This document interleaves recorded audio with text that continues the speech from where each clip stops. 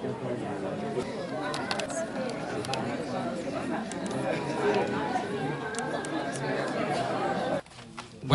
to the 6th annual Kimmy Duong Foundation Scholarship Award Ceremony. Please rise for the national anthems. Dẫu mai đi mọi phương trời, những lời thầy dạy đời đời khắc ghi. Tôi xin mượn hai câu thơ trên để làm lời khuyên cho các em có mặt trong buổi lễ nhận học bổng hôm nay.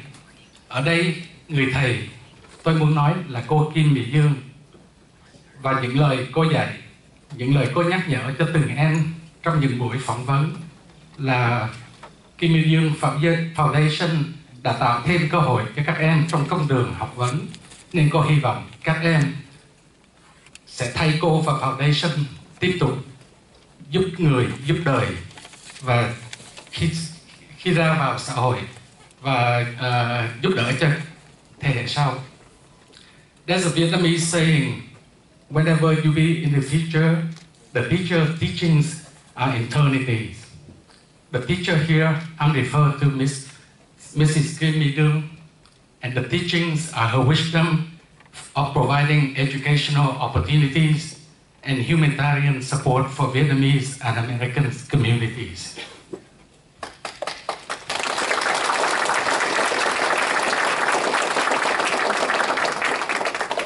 Influenced by her beauty background, Mrs. Kimmy Duong has always been a concern for helping others. So throughout her life, Mrs. Duong has generously donated to charitable causes such as Vietnamese Association for the Handicapped, scholarship for high school students, housing for the poor, cataract surgery for the poor, and medical care for the poor. Since coming to the United States, Mrs. Duong has also contributed to the Code of Conduct, scholarships, veterans, the University of Maryland, Montgomery College, and Northern Virginia Community College scholarship funds, and numerous Vietnamese American student scholarships. In 2015, Mrs. Duong formed the Kimmy Duong Foundation to support all this work in a more structured and sustainable way. She welcomes all those who share her passion for helping others to contribute to the Kimmy Duong Foundations. Mrs. Duong joined Pragmatics Inc. in 1987, followed a successful 25 years career at IBM. She currently serves as the Pragmatic Vice Chairperson and Chief Financial Officer. Mrs. Duong earned a bachelor's degree in business administration from the University of Saigon. In 2008, Mrs. Duong was selected as one of the profile in diversity journal Women Worth Watching.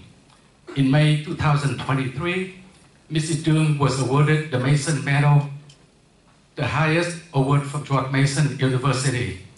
Recently, she is selected to be the recipient of the Glenn Martin Medal from the James Clark School of Engineering from the University of Maryland College Park and the Honorary AA from Montgomery County College. Ladies and gentlemen, the founder and president of Kimmy Duong Foundation, Ms. Kimmy Duong.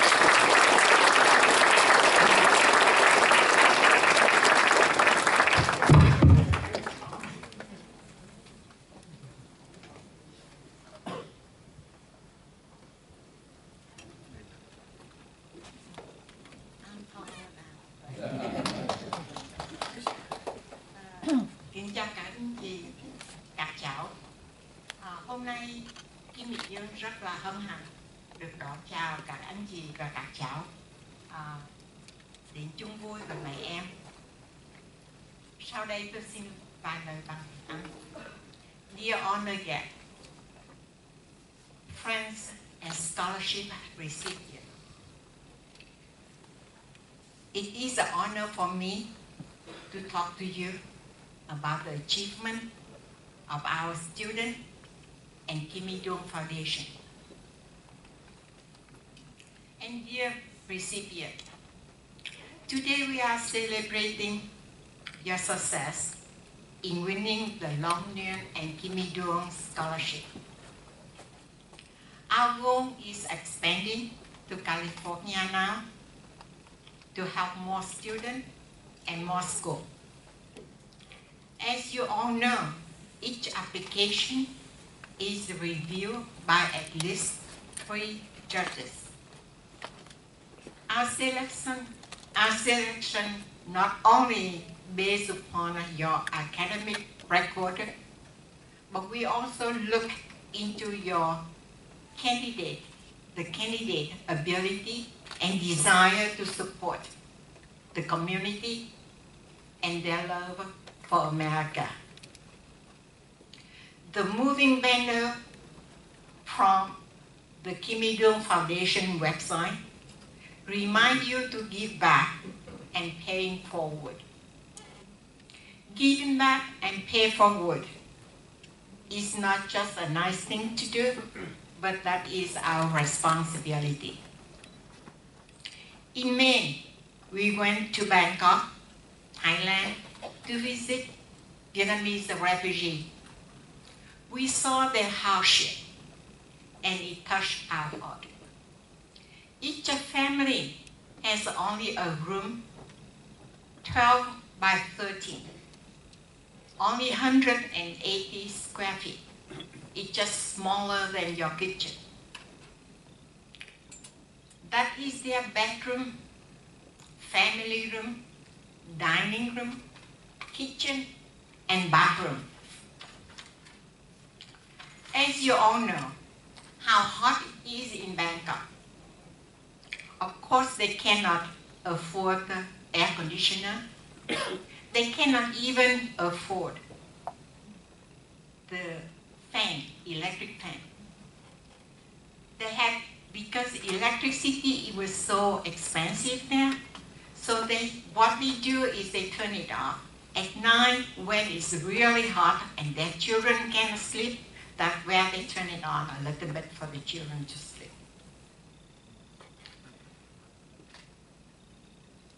We, Kimmy Duong Foundation, plan to participate in the new program that the government new program is called Welcome Corps.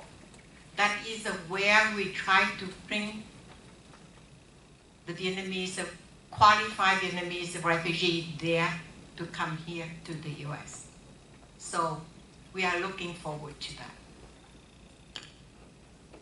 As you know, our scholarship program has grown a lot since 2018. That is the first year we start. Our first year, 2018, we awarded only 12 scholarships. Now, the 6th year, we awarded here and 105 scholarships, and California 23 scholarships. Total is 128.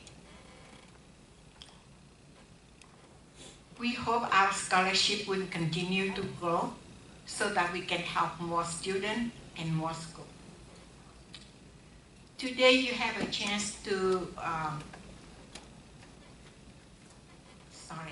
Today you have a chance to listen to Congressman Gerrry Connolly and also listen to Deputy Assistant Secretary of State Mellisa, our keynote speaker, a role model for young America. Listening to her, you will recognize that you can reach your goal if you put your mind and heart to it. I would like to take this opportunity to thank my team who are working so hard, day and night, review so many applications, interview many candidates to select the best recipient. I will name it a long list. I have 32 judges now. At the beginning, we have only 5. It's easier to read, but now it's a long list. Mrs. Nile, Mr. Nguyen, Mr. Trinh Phan, Dr. Dak Nguyen, Mr. Dien Nguyen, Dr. Sarah Bui, Dr. Vinh Nguyen, Dr. Hiếu Bùi, Dr. Dư Thị Nguyen, Dr. Quỳnh Nguyen, Mr. Mario Cấm, Miss Linda Weiss, Dr. Sung Nguyen, Dr. Can Nguyen, Dr. Ngọc Hà Nguyen, Dr. Phương Anh Đặng Vũ, Dr. Dennis Nguyen, Mr. Phuong Nhat Lam, Mr. Bauer, Dr. Thục Nhi Nguyen, Mr. Jacka Gardner, Mr. David Nguyen, Miss Ni Công Võ, Miss Diệu Quyên Nguyễn Khoa, Mr. Đạt Võ, Dr. Duy Dương Trọng, Dr. Nghĩa Công Trương, Dr. Thủy Vi Bùi, Miss Anna Phan, Mr. Chánh Nguyễn, and Dr. Hà Lệ. And just like the scholarship program grow, I need more judges. So if you have any people qualified, please introduce it to us. I cannot say enough how to show my appreciation to the support I get for this program from the individual and corporate who believe and support us. I know for sure that we would not be here without you. Thank you very much.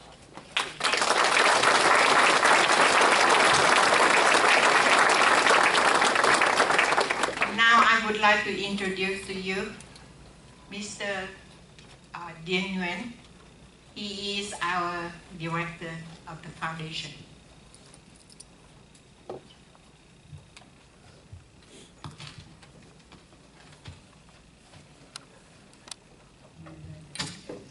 Hey, now I've told her. Ladies and gentlemen, scholarship recipients, today I stand before you, the recipient, to congratulate your receiving of the Kimmy Duong Foundation Scholarship. The scholarship has the power to transform life. They recognize not only academic excellence, but also determination, passion, and pursuit knowledge, and your contribution to the community. As you embark on your own academic journey, remember that education is not just about grades or degrees. It is about discovering your true passions and use that passion to create something meaningful. I encourage you to embrace your uniqueness. The world needs your fresh perspective, your ideas. Don't be afraid to think differently, to challenge the norm, and to follow your intuition. Trust yourself and your ability for you to have the power to change the world.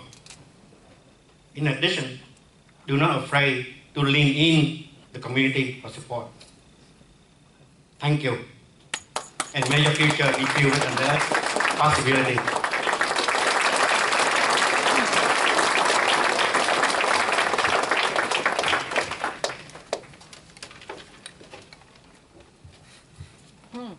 I'm going to use the step stool now. You can see it.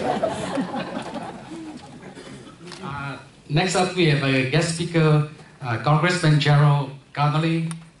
Congressman Gerrry is serving the 8 terms at the U.S. House of Representatives from the 11th District of Virginia, that includes Fairfax County and the city of Fairfax in Virginia.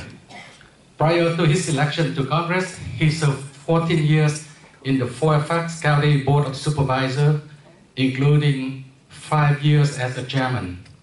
Throughout his career, protecting and growing Northern Virginia economy has been his top priority.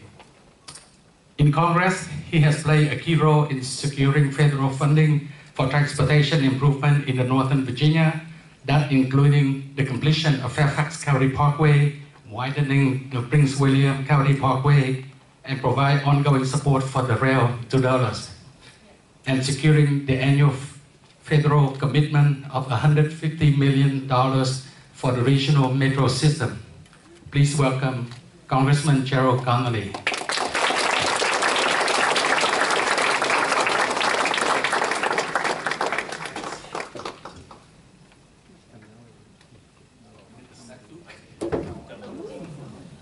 I don't need to stand.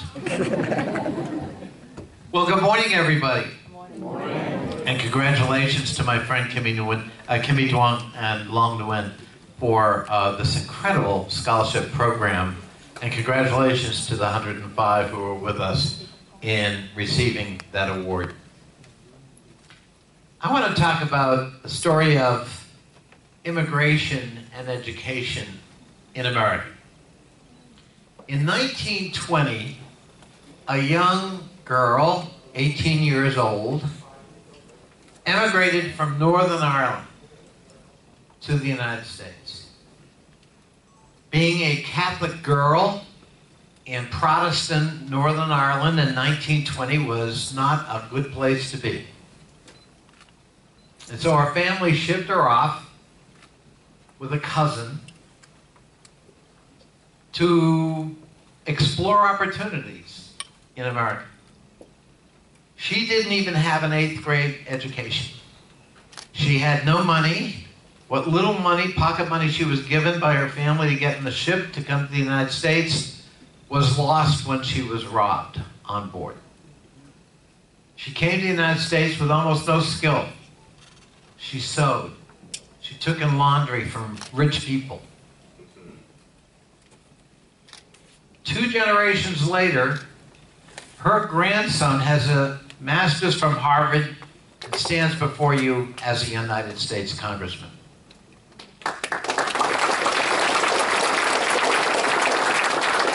That's the power of immigration in America in terms of believing in future, the enabling power of freedom, the power of self-determination and opportunity, and an assertion that once I take that oath, or once I'm born here, I'm as American as anybody else. And education's the key. Education is the key to power. Economic power, social power, cultural power, political power. And it leads to incredible things. Here in Fairfax, I represent the highest education level in America, which, by the way, as a member of Congress, sometimes is a blessing and sometimes a curse. Because when I speak to a group, you know, probably the world's expert is in that room. And when they say, well, maybe you can come speak to us Wednesday night, if I say, well, we might have votes, only in this district do people say, no, we checked, there are no votes. But I'd much rather have an educated electorate than not. And what did that lead to in our community? The lowest crime rate in America, the highest high school graduation rate in America, the lowest dropout rate in America, the highest rate of going on to higher education in America, the 3rd highest wealth in America in terms of median household income. And by the way, we did all of that as we diversified. We went from a place that was 85% white to a place that is now a majority, minority community. And we did it through education. That was the key. I, every year, am #1 out of 435 in Congress in appointing young people to the military academies. And you know why? Because of education. Our schools graduate highly qualified young people who are in high demand by our military academies. And I'm very proud of that. So winning the scholarship is not only a real benefit, but it's a symbolic benefit of where our future takes us. We have to keep our eye on the ball. Investing in education is investing in our future. When you look at what makes a country great, there are 3 legs on the stool. Education investment, research and development education investment, and infrastructure investment. If you don't make those 3 sets of investments, I guarantee you, you're going to lose out in global competition. China is making all of those investments in spades. We cannot afford to fall back. We've got to make these investments, and each one of these investments has a huge return on it, as I told you about Fairfax. Are those education investments in Fairfax worth it? In terms of our tax dollars, you bet. I'd much rather live here than many other places. Because there's payoff, there's a return on the investment. Each one of you who is receiving a scholarship today will have a return on that investment. And I hope you'll follow, in some ways, wherever life takes you, the model that Nguyen and Kimmy Duong have set for you. Give back. Help somebody else. Rise them up. Give them a helping hand so they can reach their potential, just like someone helped you today to reach yours. And if you do, you'll be a happier person, and America will be a better country. Congratulations.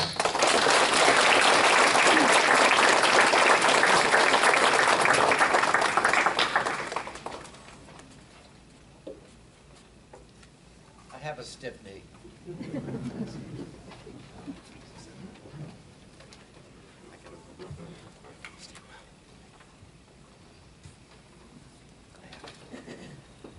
Ladies and gentlemen, today we have the honor to have Ms. Mellisa Brown as a keynote speaker for our Kimmy Duong Foundation award ceremony. Ms. Mellisa Brown is a Deputy Assistant Secretary at the Department of State with the responsibility for the Office of Mainland Southeast Asia Affairs and the Office of Maritime Southeast Asia Affairs. From 2019-2021, Ms. Brown served as the Charge d'Affaires ad interim at the U.S. Mission of the Association of Southeast Asian Nations in Jakarta, Indonesia, where she led the unprecedented expansion of U.S. agreement with ASEAN, as well as the effort to mobilize ASEAN to resolve the political crisis in Burma.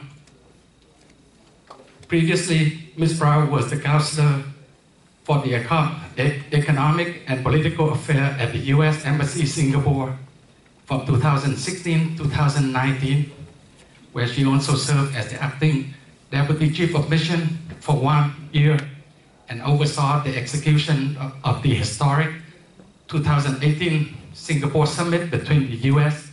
and the Democratic People's Republic of Korea. A Southeast Asia expert with a strong trade policy background, Ms. Brown was previously assigned to Jakarta, Indonesia as a trade and investment U.S. chief at the U.S. Embassy. In Washington, she also detailed in the Office of U.S. Trade Representative and served on the U.S. State Department Vietnam Desk. Her earlier overseas diplomatic assignment includes Port Louis, Mauritius, and Bangkok, and Thailand. Before joining the Foreign Service, Ms. Brown was a corporate legal assistant, a graduate from Georgetown University Edmund Walsh School of Foreign Service. She speaks fluently Indonesian, French, and has also studied Khmer, Cambodian, and Hungarian.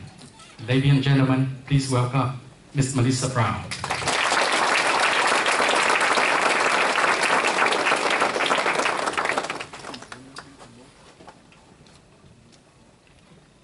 Who thinks I need this stool? I think I'm okay. Thank you so much. Whenever I hear my bio read out, I feel like I'm 900 years old. But I guess in some ways, what I have to share with you today is very much along the themes of finding your finding your passion, keeping that sense of curiosity, and then also using that determination for a sense of purpose. So, good morning again. Hello to everybody. I'm certainly thrilled to honor you today with celebrating these scholarship recipients for their hard work and their well-deserved scholarships. Where did Kimmy go? She's probably running around organizing the show. A big thank you for having me here today. Your energy is really an inspiration, I think, to all of us, as well as your story, of course. I admire the commitment that Ms. Kimmy has to these students, to supporting education at Washington area schools, as well as just that real dedication to giving back to the community. I think, again, all of us feel very inspired by her. To the congressman who had to run out, it was certainly an honor to share the stage with him. I will say it's a little hard to follow a congressman in terms of public speaking. He's got a little more practice than all of us combined. But I do want to thank him for his support for the State Department as well as for the federal service more broadly. It's really important to have champions like him on the Hill. Above all, I want to thank all the parents and all the family members that are here. I think the students will agree with me that without your support, your encouragement, no one would be here today. The students couldn't have achieved what they have. By way of introduction, you heard my bio, but I'm the Deputy Assistant Secretary for Southeast Asia at the State Department. You are all probably wondering what that really means. So the long and short of it is, day in and day out, I lead the team that oversees U.S. policy towards Southeast Asia, meaning we partner with the U.S. embassies in those 11 countries to figure out how can we move U.S. interests forward? How can we protect U.S. interests, whether it comes to trade or just American citizens, but also how can we move the ball forward? What kind of interests do we have that are shared with those countries, and how can we advance them? One thing that I was asked to cover today is, how did I end up where I am? And so it's funny, my staff wrote here, share your story of why you joined the Foreign Service. So most people usually expect me to say I felt this great call and pull to doing something bigger than myself. But I'll tell you, it was a little bit different.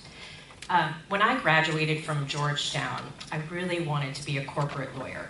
And my dad said, before you go commit to law school, make sure that you know what you're getting into. And so he gave me 1 month's rent, and I moved to New York City with no job.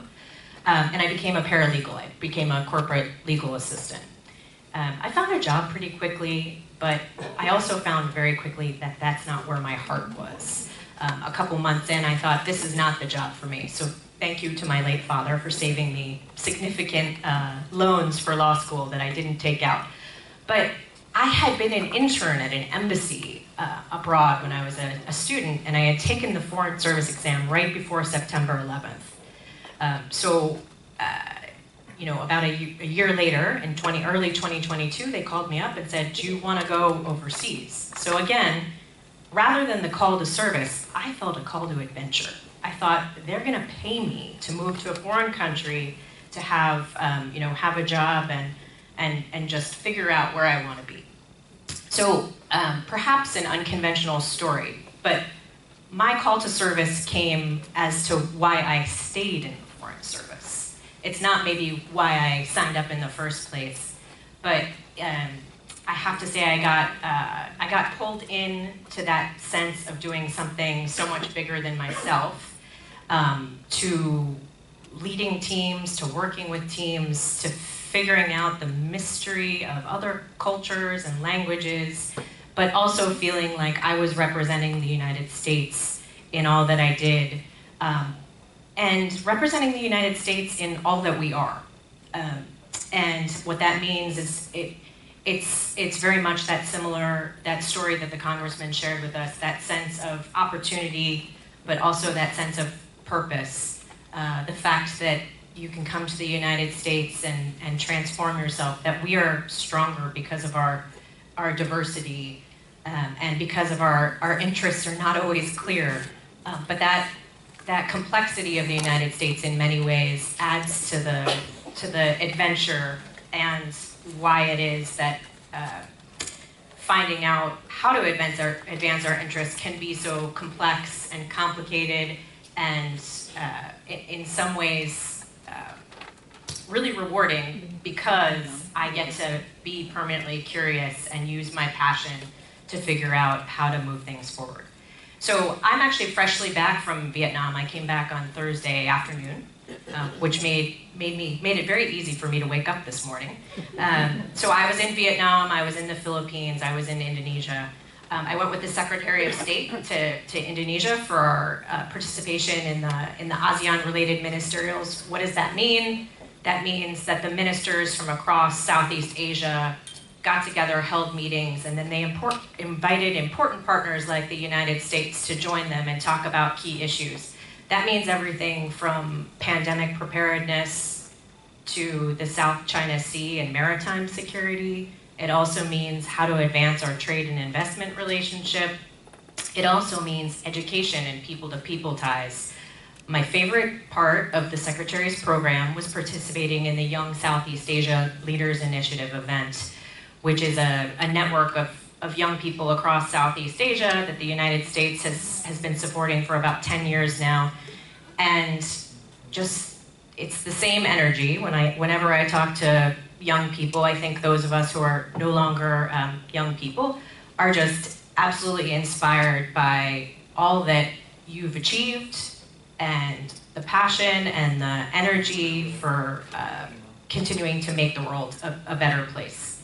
So for me, again, I work day in and day out specifically on Vietnam, thinking about where Vietnam wants to head with its future, where the United States' interests lie, and then figuring out the puzzle of where our interests collide, and then persuading, cajoling, convincing the Vietnamese government how to make changes and continue to evolve so that our futures can be linked up. Some of that's easy, stuff like digital transformation. I think we can all agree, but some of it's difficult. I think you can imagine talking about human rights and about religious freedom with the Vietnamese government can be tricky. You have to balance being respectful and constructive with also being honest and true to U.S. values.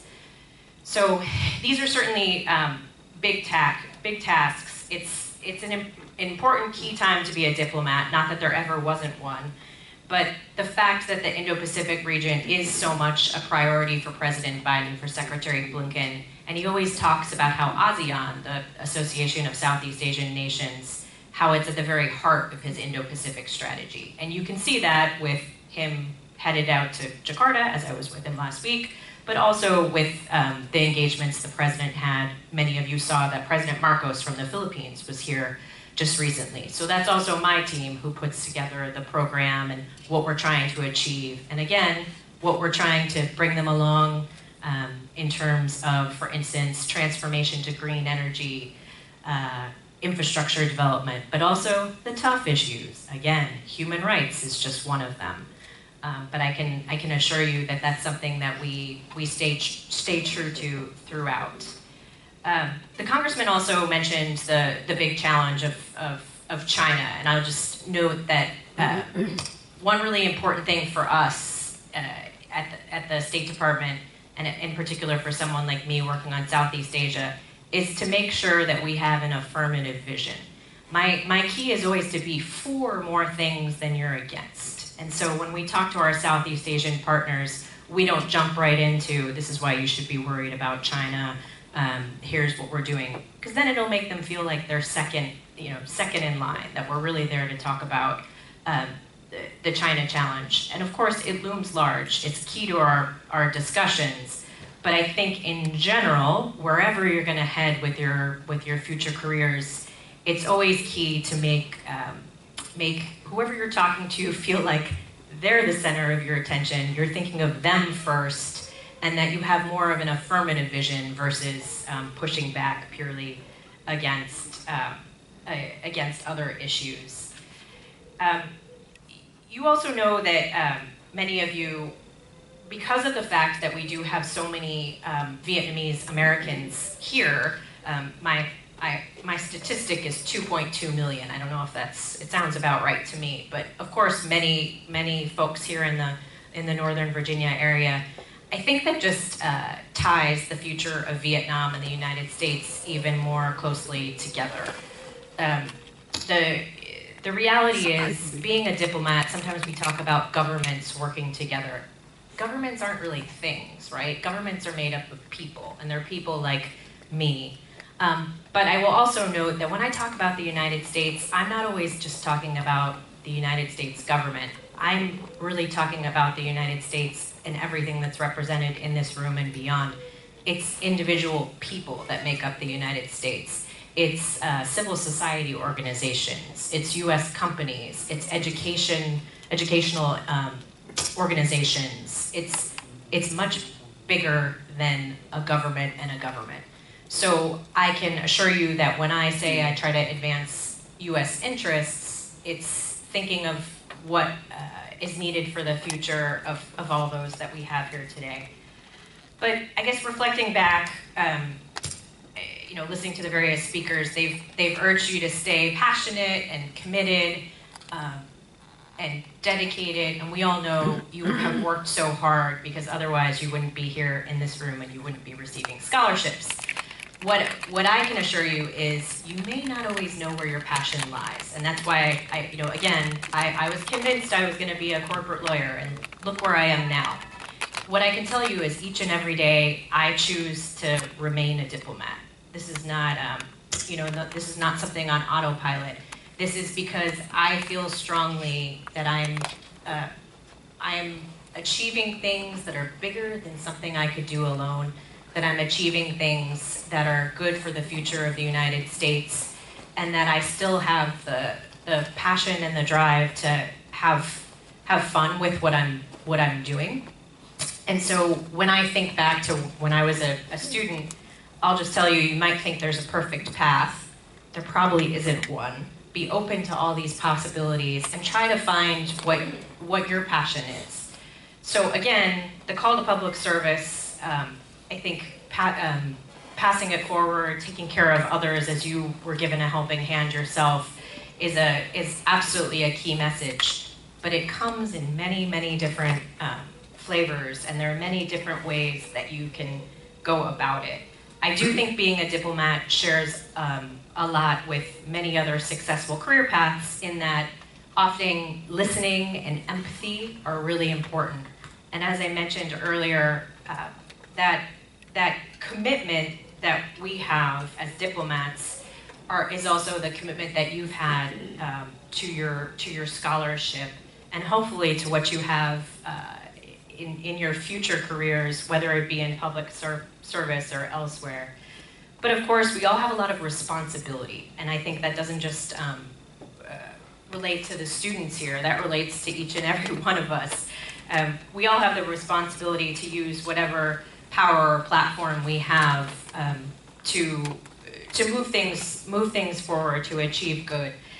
And I think seeking out opportunities to advance things, but also to have honest conversations and to have dialogue. We often joke as diplomats that one of our superpowers is in fact not talking at you, but it's actually listening to you and understanding the perspective of what country I'm dealing with the officials. Because if you truly listen, you can have a sense of where your interests truly align. So I think what I'll end with here today is, again, I don't have, people are always asking me for career advice, and perhaps I'm not someone your parents want you to talk to, because I often say, you should seek out advice from so many different sources, and then you should put aside the advice that doesn't work for you. Because if you're just following other people's advice, you're going to end up without the passion and without that dedication and without the drive to continue to do what you're doing. So in some ways, I think find people that certainly inspire you. Be proud of what you can accomplish. Make sure that you listen to others, and that you remain curious, because that'll keep you on your toes and keep you signing up each and every day for what you've decided is right for you. But again, I just want to commend everyone in the room for their role in moving these scholarships forward, whether you be the students who did the hard work, the parents who encouraged it, but also it's really amazing to see this panel of judges and other support for this program. I think we're all pretty proud of what these students have achieved here today. So thank you very much to everyone.